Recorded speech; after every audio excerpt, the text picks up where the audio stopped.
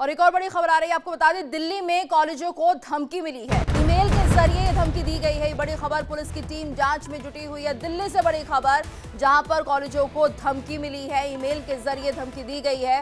Police की team फिलहाल जांच में जुटी हुई है। तो बड़ी खबर, ईमेल के जरिए धमकी की खबर सामने आ रही है। दिल्ली के कॉलेजों को ये धमकी दी गई है। पुलिस की टीम जांच में जुटी हुई है। बड़ी जानकारी सामने आ रही है दिल्ली में कॉलेजों को लेकर, जहां पर धमकी मिली है। तो ईमेल के जरिए ये धमकी दी गई है। पुलिस की टीम जांच में जुटी हुई है। ये बड़ी खबर, दिल्ली से कॉलेजों को एक बार फिर से धमकी मिली है। ईमेल के जरिए धमकी दी गई है। तो लगातार ये जो धमकी का सिलसिला है वो थम नहीं रहा है। पिछले एक महीने में हमने देखा तकरीबन 5 से 6 बार इस तरह की खबरें सामने आ चुकी है, चाहे दिल्ली के स्कूल हो, और अब कॉलेजों को भी धमकी मिलना शुरू हो चुका है। हालांकि इससे पहले भी कई कॉलेजों को धमकी मिल चुकी है, लेकिन एक बार फिर से बड़ी खबर, ईमेल के जरिए धमकी दी गई है। और दिल्ली के कॉलेजों से ये जानकारी सामने आ रही है कि उन्हें धमकी मिली है। हालांकि अभी स्पष्ट नहीं हो पाया कौन कौन से कॉलेज इसमें शामिल है, लेकिन दिल्ली के कई कॉलेजों के नाम सामने आ रहे हैं। ईमेल के जरिए यहाँ पर धमकी दी गई है और ये धमकी देने का सिलसिला लगातार बढ़ता जा रहा है। और ज्यादा जानकारी के लिए बात करेंगे संवाददाता रजनीश से। रजनीश, किन किन कॉलेजों को धमकी मिली है और ईमेल किसने सेंड किया है, क्या पता चल पाया है?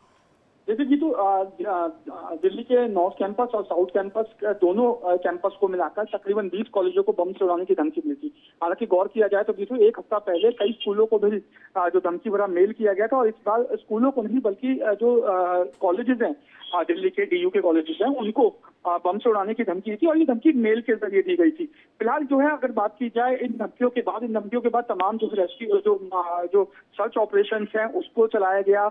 तमाम कॉलेजेस को जो है वो चेक किया गया, लेकिन कहीं कुछ नहीं मिला। तो इस बार भी ये जो मेल्स हैं, ये हॉक्स मेल साबित हुए हैं।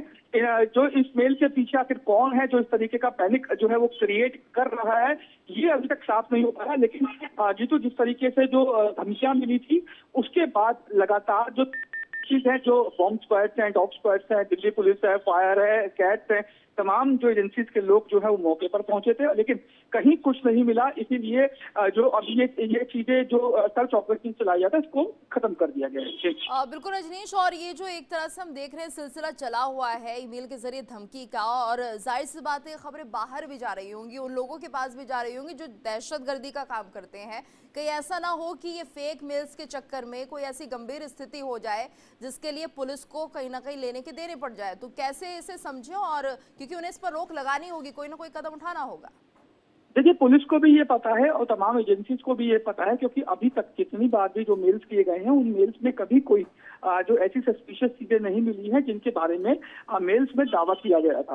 हालांकि अगर बात की जाए, एक दफा जब आपको याद होगा करीब 1.5 साल पहले, जब दिल्ली एनसीआर के तकरीबन 150 से ज्यादा स्कूलों को एक साथ बम की धमकी आई थी, उसके बाद दिल्ली में अफरा तफरी का माहौल हो गया था।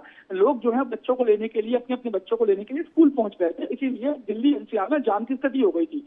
और यही कारण है कि लगातार जब भी इस तरीके के जो मेल्स आते हैं या इस तरीके के थ्रेट्स की जब इंफॉर्मेशन पुलिस को मिलती है, तो उसके बाद इसे संजीदा से लिया जाता है, ताकि अगर हर बार अगर कुछ नहीं मिल रहा, तो इसका मतलब ये नहीं है कि आप जो है तो सर्च ऑपरेशन चलाना बंद कर देंगे। यही इसी ढर्रे पे, इसी लकीर पे दिल्ली पुलिस चल रही है।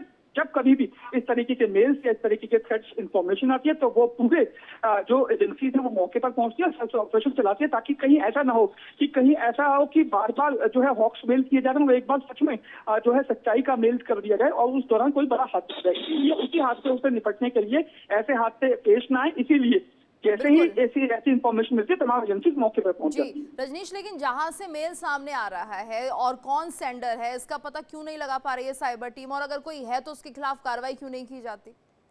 देखिए, आईपी एड्रेस जो इसके मेल्स के होते हैं, वो जो हैकर्स होते हैं, जो स्कैमर्स होते हैं, या जो जालसाज होते हैं, या जो इस तरीके के मेल्स या इंफॉर्मेशन जो स्प्रेड करके जो है वो अफरा तफरी का माहौल पैदा करते हैं, वो जो है काफी सॉफ्टवेयर सेवी होते हैं।